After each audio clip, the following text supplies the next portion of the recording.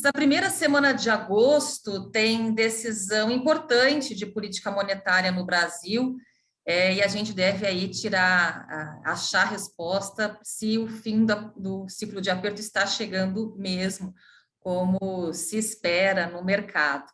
Para conversar sobre isso, sobre política monetária no exterior, fantasma da recessão econômica e outros assuntos, e como se posicionar em relação a todas essas incertezas, eu converso com o Felipe Guerra, que é sócio da Legacy, uma gestora independente que tem 25 bilhões de reais sob gestão.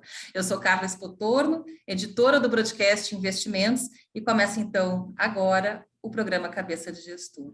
Felipe, seja muito bem-vindo aqui ao programa, e a primeira pergunta é: qual é a expectativa de vocês para a decisão dessa semana do Comitê de Política Monetária brasileiro? Vocês, diante do IPCA lá de meses atrás, vocês tinham uma expectativa de o fim do aperto antes, acabou não acontecendo. Queria entender qual a visão que vocês têm para a decisão dessa semana, portanto. Carla, obrigado pelo convite, é um prazer falar com você mais uma vez. Com relação ao Copom, né, acho que o importante é a gente entender o pano de fundo aí do mercado externo, né? Acho que a gente teve uma mudança muito grande no passado recente, né? A gente trabalhou durante o final do ano passado e o começo desse ano, né, com um cenário muito inflacionário, né? Você tinha muito estímulo no sistema, né? Você tinha bastante impulso fiscal, impulso monetário, creditício, né? Então você tinha uma necessidade de um aperto monetário por parte de quase todos os bancos centrais aí do mundo, né? Com poucas exceções, né? E você teve aquele combate, né, sincronizado à inflação naquele primeiro momento, né? No começo, ao longo do primeiro semestre desse ano. E a gente saiu de um cenário, né, que tinha um crescimento global com uma variável, um delta de inflação para cima, para um cenário agora que você está vendo o mundo, como você colocou na sua introdução, né? A gente está caminhando, a dúvida é se vai ter recessão ou não, né? A dúvida é quando ela começa e qual que é a intensidade, né? Então a gente já está claramente, né, caminhando aí para uma recessão, principalmente industrial, né? Onde você está vendo a China desacelerando bastante, né? Uma crise de confiança importante, né? Com impacto relevante em investimentos. A gente sabe que a China é um motor no crescimento global, né? Um dos os principais motores, né? Paralelo a isso, tem uma crise de energia na Europa, que vai implicar com racionamento, né? Muito provavelmente, queda do PIB também, e você já vê a economia americana desacelerando, né? Com dados fracos, principalmente na parte industrial. Então, nesse contexto, a gente está entrando já entrou, na verdade, adentrou uma fase na qual a gente está diante de um slowdown da economia global, né? Uma desaceleração, né? E já com sinais, né? O mercado já começa a colocar aí a queda das commodities, né? Quedas importantes das commodities, né? O petróleo já caiu aí, gasolina, petróleo, etc. Mais de 20% do high, né? Então a gente mudou, né? O cenário tem mudado super rápido, né? A gente tiver várias variações de cenário. Então a gente hoje está diante de um cenário no qual o Banco Central, né? Voltando à sua pergunta, ele está numa grande janela de oportunidade para ele encerrar esse ciclo, né? Antes da eleição, né? Então assim a gente tem um panorama global muito favorável no sentido de que os demais bancos centrais estão ajudando no processo de retirada de estímulo, as economias globais já estão desacelerando, as commodities já estão caindo, né? E você está vendo aí a moeda, né, que acaba sendo uma variável importante, com um pouco menos de volatilidade, se comportando aí num range aí, né, próximo ao 5,15, 125 nesse momento. Então, assim, acho que tem uma janela importante para o Banco Central encerrar o ciclo. A questão é se ele vai encerrar com 25 ou 50, né? Acho que no último comunicado do Banco Central ele coloca, né, que ele vai fazer mais um ajuste, né, menor ou igual. Então, acho que as duas possibilidades estão na mesa, né? Se você olhar o que está acontecendo no mundo, né, e ele deveria fazer até menos, né? Mas vamos ver, pode ser que ele opte por encerrar o ciclo uma de 50 para atarrachar um pouco mais a expectativa à frente. Até porque, falando de expectativa mesmo, o relatório de mercado Focus ontem mostrou de novo a projeção para 2023, elevando e cada vez mais distante do teto de tolerância da meta, né?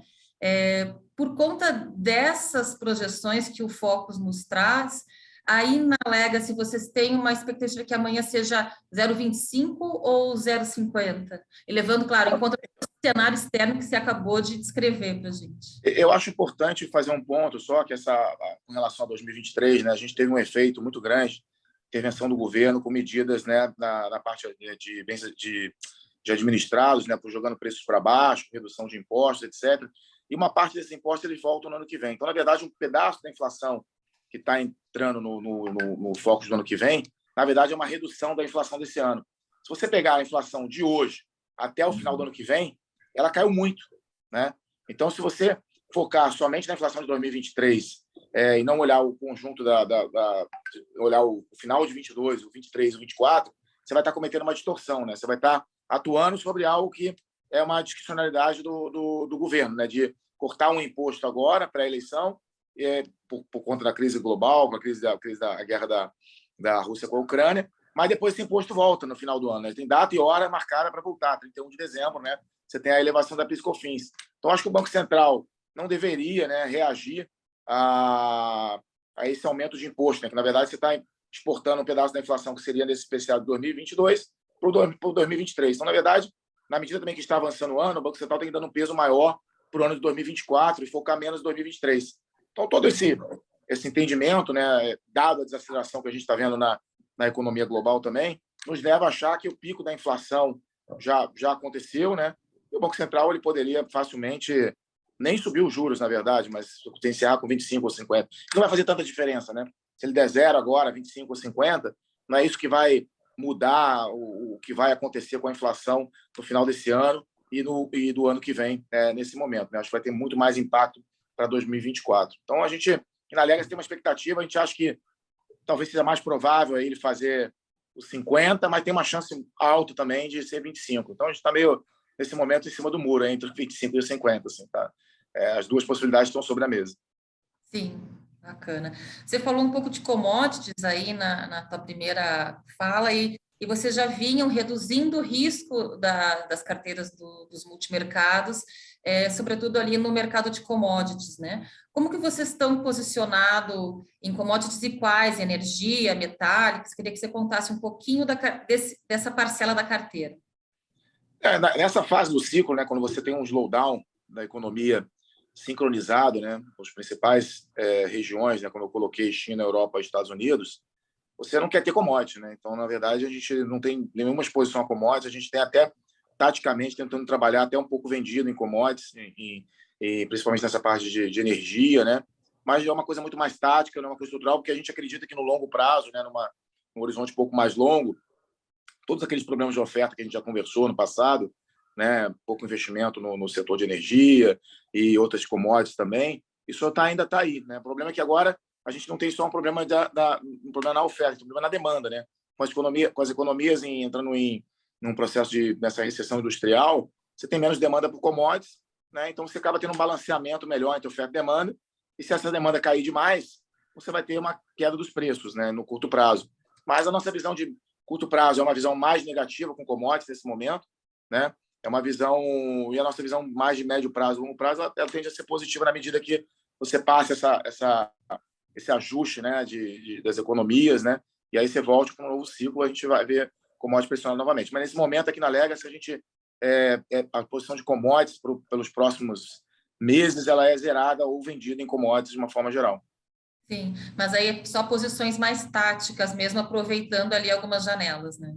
Sim, aproveitando essa janela de desaceleração da economia global. Obviamente, se resolver, né, a questão do gás na Europa, se você tiver uma reabertura mais firme de China, né, esses estímulos que eles estão tentando colocar fizerem efeito, né, na economia, né, então a gente tem que acompanhar o dia a dia, né, os dados e ver se a economia global vai conseguir.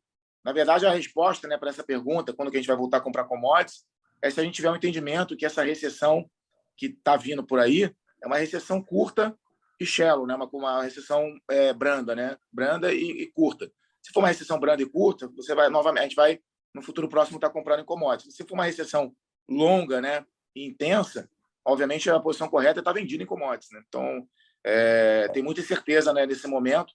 Então acho que é um mercado que é para se evitar nesse momento agora exposições em commodities. Sim.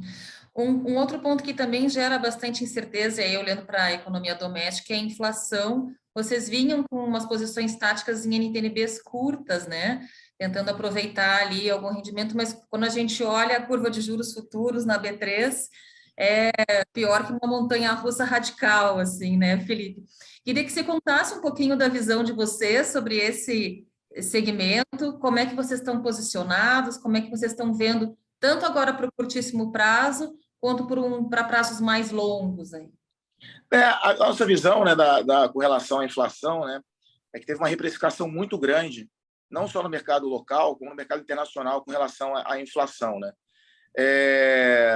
Mas a gente acha que essa reprecificação aqui no Brasil teve uma razão, né? Que na verdade boa parte dessa reprecificação ela foi ocasionada por uma intervenção do governo em empresas administradas, né? Então você teve queda de transporte, energia, né? Enfim, e teve impactos importantes, né? Nos combustíveis, etc. E jogou a inflação aí quase 300 pontos para baixo, né? Se não fossem essas medidas, muito provavelmente o nosso PCA aqui ele estaria muito mais próximo de 10 do que de 7, né? Então, teve essa intervenção. Um pedaço dessas medidas vão voltar, né, no pós-eleição, como a gente já conversou, né? Então, acho que não só aqui no Brasil, né, além do efeito das medidas, ainda teve essa perspectiva de desaceleração global, dessa queda das commodities, jogou uma precificação ainda mais para baixo da inflação. Então, acho que o mercado já fez um ajuste nessa inflação de curto prazo, não só no Brasil, como nos Estados Unidos também, né?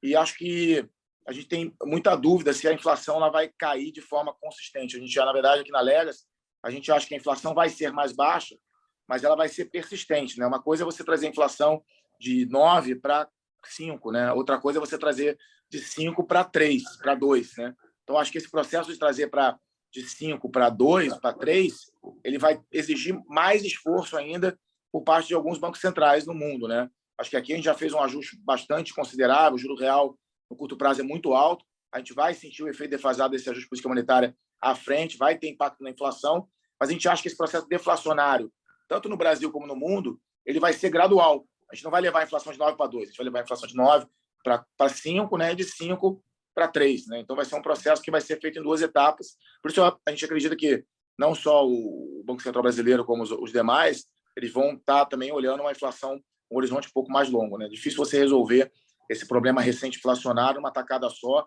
e ter já tudo ancorado para o ano que vem. É praticamente impossível, você teria que provocar um esforço muito grande de política monetária, de sacrifício na economia, para você ter todo esse efeito de curto prazo. Né? Então, assim, a gente acha que o mercado precificou, de certa forma. Então, quando a gente olha os preços atuais, principalmente a inflação curta no Brasil, ela tá baixa, né? Já deu uma boa correção. Então, a gente acha que, por exemplo, em geral, se você fizer um estudo, pegar períodos pós-eleição aqui no Brasil, em geral, você tem uma recuperação dos preços administrados importantes, né? Então, em geral, essas NTNBs de 1, 2 anos, elas performam muito bem após a eleição, né? Porque você tem uma série de preços que estão represados, né? Às vezes no setor de energia, plano de saúde, parte de transporte público, né? Pô, você pega transporte público, não tem reajuste há muito tempo aí, né? Em diversos estados, né? Então, muito provavelmente, no pós-eleição, né? Passa essa agenda focada, né, em ganhar voto, etc., né, você vai ter desrepresamento desses preços. Então, a gente acha que, nesses preços atuais, faz sentido começar a remontar posições compradas em inflação, não só no Brasil, como em outros países também. Uhum. E aí, montar posições curtas mesmo, 1 ano, 2 anos. Cara, esse é um ponto importante, porque a gente o cenário tem mudado tanto, mas tanto, tão rápido, né? A gente saiu de um cenário de depressão para um cenário de euforia completo, né? Em 2020, no final de 2020, começo de 2021, né? Depois já entramos num cenário ultra inflacionário, agora já estamos migrando para um cenário com um risco maior de uma até deflação nesse momento por conta desse slowdown global. Então a gente tem pouca visibilidade do que vai acontecer com a inflação daqui a 2 anos à frente, né? Uhum. Então a gente prefere ter posições nesse momento um pouco de mais curto prazo, até porque aqui no Brasil a gente vai ter uma eleição, né? E muito do que vai acontecer com a nossa economia daqui a 2 anos vai depender de quem vai ser o presidente, qual vai ser o arcabouço fiscal que esse novo governo vai atuar, né? Então a gente tem pouca previsibilidade com relação a isso. A eleição ainda mal começou, né? Então a gente tem no curto prazo vai ter muito ainda ruído, muito populismo, né? Por conta da agenda eleitoral. né? Mas depois da eleição a gente vai ter uma visibilidade maior, o que pode acontecer nas taxas de juros mais longas, nas inflações mais longas, né?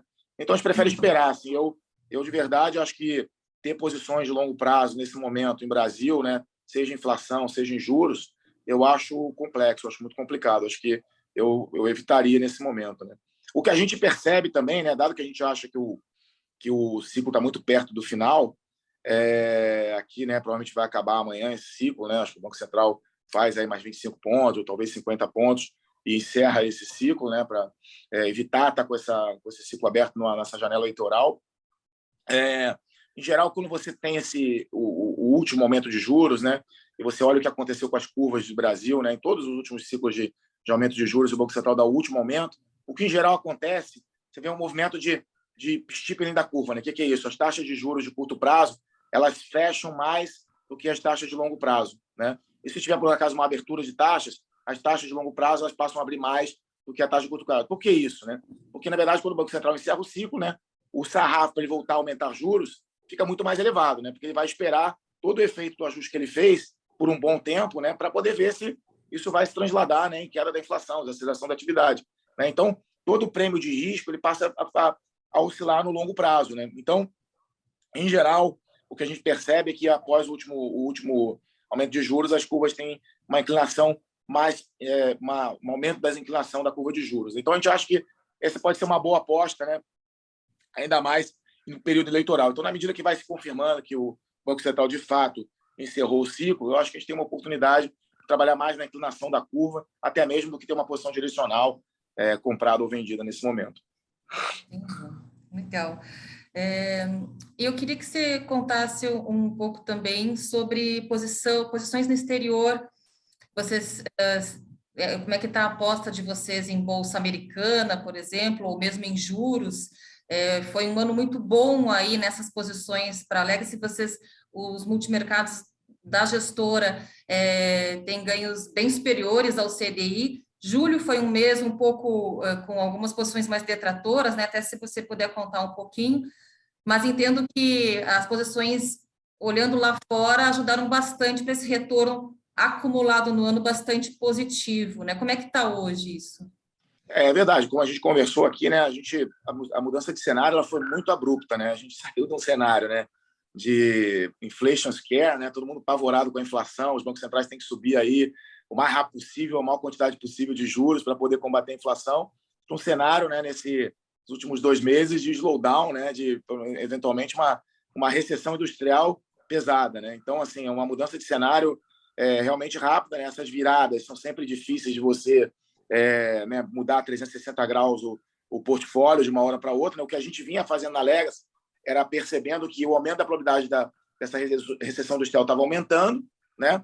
Mas, ao mesmo tempo, a gente continua falando assim, pô, essa inflação ainda está muito ruim, né? Vai precisar de mais doses de juros. Então, está mais incerto. Tem dois vetores conflitantes, né? Tem um vetor que indica que a qualidade da inflação ainda é ruim, ela é disseminada, tem alta difusão, a parte de mercado de trabalho ainda está muito tight, né? Muito apertada, você vai ter demanda por aumento de salários, etc. Então, exige, por um lado, né, para combater esses efeitos, mais política monetária, né? Mais ajuste de política monetária. Por outro lado, está vindo aí uma onda recessiva, né, na parte industrial, né, bem destacada em Europa e China, né, que são 2 regiões importantes. Então, tem 2 vetores conflitantes. Então, o que a gente foi fazendo, né, e tem feito, vamos sair das posições que vão se dar mal, né, muito mal, quando tiver uma recessão, que é o quê? Comprado em commodities e tomado em juros, né, e vamos focar em posições ali mais que vai se beneficiar da questão da inflação, né, e do combate a essa disseminação da inflação e continuidade dela. Então, a gente sempre trabalhou esse ano, né, com posições vendidas em bolsa, tomadas em juros, compradas em commodities, né, e posições compradas em dólar. O que a gente tem feito é eliminando as posições tomadas em juros, né, substituindo por posições compradas em inflação em alguns lugares, né, zerado em commodities, tentando às vezes até trabalhar vendido em commodities, como a gente conversou. Continuamos vendidos em bolsa, né, e estamos calibrando, né, para estar ali meio um pouco vendido em dólar, vendido em euro, vendido na moeda chinesa também. Então, fazendo um portfólio de moedas contra algumas moedas que já subiram bastante os juros, né? Algumas moedas emergentes. Então, a gente tem alternado o nosso portfólio, né? Reduzido o risco, porque virada de cenário é sempre muito complicado. Então, às vezes você pode estar errado, o cenário não virou, e, a verdade, o cenário verdadeiro é o cenário anterior que você estava trabalhando, né? Então, você tem que você tem tateando essa migração do portfólio para esse novo cenário, né? Mas a gente continua ainda aqui na Legacy achando que o risco-retorno de você ficar otimista, né, comprado em ativos de risco, comprado em ações, né, no mundo, ele ainda é muito ruim, né? Porque assim, dificilmente você resolve, né, essa questão da inflação sem você ter algum sofrimento, né? Você tem que, se você mantiver, a inflação não vai embora com juro real negativo nos Estados Unidos, né? Então você precisa de ter mais algum aperto à frente, a despeito de você estar no cenário de recessão, para você poder ter esse controle da inflação. Porque se você abortar agora o ciclo com medo da recessão, o que provavelmente vai acontecer é que a inflação não vai embora, o mercado de trabalho vai continuar apertado. Então, a gente está numa fase bastante complexa, bastante nebulosa, né? Porque você fica nesse processo de stop and go. O que você prefere? Matar logo a questão da inflação e provocar uma recessão mais abrupta e mais rápida? Ou você prefere, né? Não, vamos fazer de conta que o negócio está resolvido, né? E aí a gente vai ter uma recessão mais suave, mais branda, mas ali na frente, daqui a 6 meses, vai estar todo mundo com pânico de inflação novamente, né? Então, uma decisão super difícil de ser tomada, né? E dolorosa, né? Então, a gente acha que, nesse ambiente, você está comprado em ativo de risco, é muito ruim, né? Pode ser até que suba, você vê, a Bolsa, ela subiu no mês passado, subiu bastante, né? Eu acho que é muito mais um efeito técnico, está todo mundo preocupado, todo mundo mais negativo, né? Sem posição, nível de caixa dos fundos mais altos, né? Então, isso provoca, né? Uma certa, em certos momentos, esses bear market rallies são muito violentos, né? A Bolsa sobe, aí tem uma recomposição, os pessimistas são obrigados a reduzir posições, etc. Mas acho que no final não mudou muito, né? Quanto mais alto está a Bolsa, pior é o risco-retorno de você estar comprado olhando adiante, né? Então, a gente continua aqui na Legacy muito cauteloso com relação a comprar risco, né? Ficar otimista com os mercados diante desse tamanho de incerteza aí que a gente está colocando para você. Sim, não é fácil de enxergar muito à frente mesmo, né? Felipe, te agradeço demais aí pela entrevista, viu? Muito obrigada. Obrigado, Carla, pela oportunidade, estamos sempre à disposição.